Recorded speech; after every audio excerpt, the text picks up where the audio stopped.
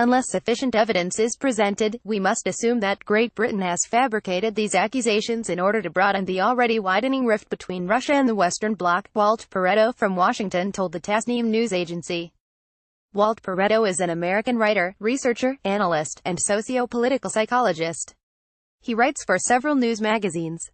He is also working on a book that will introduce the groundwork for sociopolitical psychology, which is the study of the behaviors behind social systems and their interactions. The text of the interview is as follows. Tasnim, as you know, the United States and more than a dozen European nations expelled Russian diplomats recently, and the Trump administration ordered Russia's consulate in Seattle to close, as the West sought joint punishment for Moscow's alleged poisoning of an ex-spy in Britain. What is your take on the move?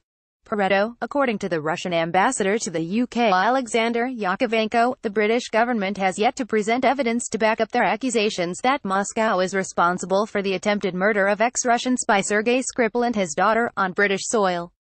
UK authorities are saying that the Russian-developed nerve agent Novichok was used in the attacks. Unless sufficient evidence is presented, we must assume that Great Britain has fabricated these accusations in order to broaden the already widening rift between Russia and the Western Bloc. The powers that be in London, along with the United States and other Western nations, have been accusing the Russian Federation of a number of wrongdoings against the West for well over a year now, including tampering with the 2016 presidential election process in the U.S. These accusations may have some degree of credibility, but it is likely this is part of a campaign to portray Russia as a major power that is becoming increasingly rogue in nature, and an increasing concern to the security of the Western Bloc. The main media in the West, the United States left-wing media in particular, have pushed the Russian interference in the 2016 presidential election process narrative ad nauseum since the election of President Donald Trump almost a year and a half ago. Before the election, numerous emails were leaked to the public on the internet attributed to officials in the Democratic Party, that range from suspicious to outright criminal in nature. By blaming the Russians non-stop with mostly paltry and unconfirmed evidence, the Democratic Party is shifting the focus from the content of the emails themselves, to the processes in which the emails were leaked. Some of the most potentially damaging of these emails contain coded language that officials in the FBI have compared with coded language commonly used to communicate between members of organized pedophiles rings on the deep web. We know that elite pedophile rings operate throughout elite levels of the world's most powerful and influential people, including political levels and other prominent institutions. On a less heinous level, Russia is also being targeted by the Democratic Party as a scapegoat for losing the 2016 presidential election to the Republicans. Tasnim, Britain has no substantial evidence that Russia was behind the recent nerve agent attack on the former spy. Why are the US, UK, and their allies insisting that Moscow did it? Peretto, the Western Bloc nations are using their controlled main media to inculcate a narrative that Russia is employing cyber warfare against the West and committing murders against Russian citizens in the UK.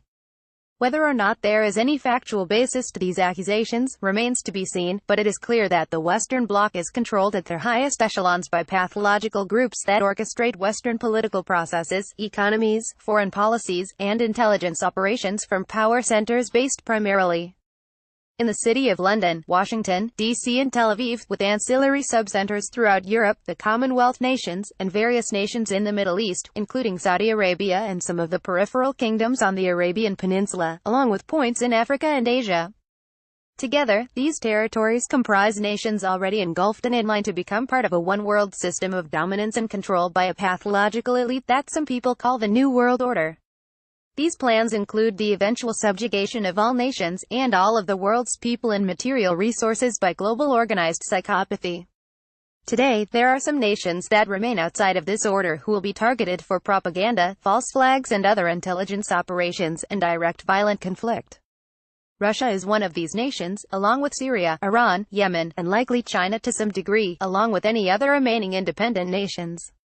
Of these nations, Russia and China are the most powerful. This geopolitical reality is the main reason why Russia has been targeted by incessant Western main media propaganda, and now by official diplomatic actions, such as the proposed closing of the Russian consulate in Seattle, and other consulates in several Western nations. Tasnim, some experts argue that Washington is furious with its successive defeats in the region, Syria in particular, and is seeking to undermine Russia and finally start a new war. Do you believe so? Peretto, it is clear that the recent conflict in Syria has been instigated by the Western Bloc's desire for regime change in Damascus. The reasoning is to corral Syria into the proposed one world order. The strategy used in recent years has been the destabilization of Syria by mercenaries under the management of Western intelligence agencies. These Western proxies are packaged as radical Muslim fundamentalist militant groups by the controlled Western media.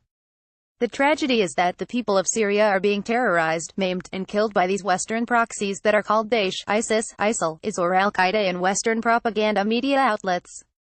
Russia also has a geopolitical alliance with Syria, and they have been successful in recent months in curtailing these terrorist groups to the chagrin of the Western Bloc.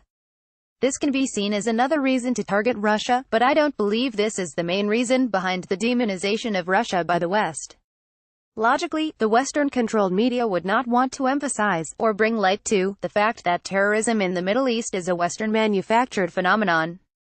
The United States in particular, justifies its monstrous military budget by the contrived post-9/11 war on terror. The last thing Western social engineers and propagandists want is for the world to wake up to the fact that the so-called war on terror is actually a Western creation. This is why the West has tolerated Russian intervention in Syria without military retaliation. The West certainly envisions the eventual absorption of Russia into a one-world system, but the West is not going to start a war with Russia over their recent losses in Syria. The potential for a public relations disaster and exposure of Western terrorism is too high a price to pay to go to war with Russia at this time. The current strategy is clearly the use of incessant propaganda, disinformation, diplomatic disruptions, possible sanctions, and accusations against Russia without credible evidence to back them up. Tasnim. Trump has also announced a trade war with China, and there are reports that U.S. talks with North Korea might never happen, especially with John Bolton coming in as the new national security advisor. Do you believe that the three countries will unite to counter the U.S. threats?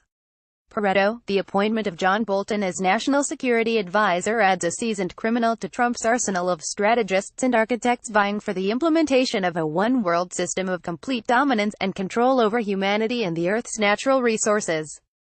Bolton is a signatory of a document entitled Project for the New American Century, PNAC, in 1997. This is the document that suggests that a new Pearl Harbor may be necessary to usher in a foreign policy that would subsequently be named the War on Terror. On September 11, 2001, on this day, the tragic false flag operation called 9/11 was perpetrated by the West on its own citizens and falsely blamed on Muslim religious fundamentalists. Bolton comes right out of this cabal who committed these heinous crimes against humanity that has led to great suffering in many parts of the world in the last 17 years. The question is, do I believe that Russia, China, and North Korea will unite to counter U.S. aggression? The answer is no in the short term. Russia, China, and North Korea have little in common geopolitically and culturally, other than they are outside of the direct influence of the Western Bloc at the present time. Russia and China are powerful nations who are interlocked with the world economies and are somewhat dependent on trade to maintain their rising standards of living, and they remain powerful militarily and maintain an independent streak culturally, and will not be so quick to submit to a one-world system short of a very large seat at the table if and when a new world order is implemented globally. It is debatable whether the Western elites are willing to offer them such a large stake in the proposed New World Order dystopia. North Korea, on the other hand, is very weak economically, and in my opinion, they serve both global social engineers and dark social psychologists as a contemporary model of a dystopian society in which they can evaluate their methods in terms of strengths and weaknesses when it comes to direct mass human manipulation and control.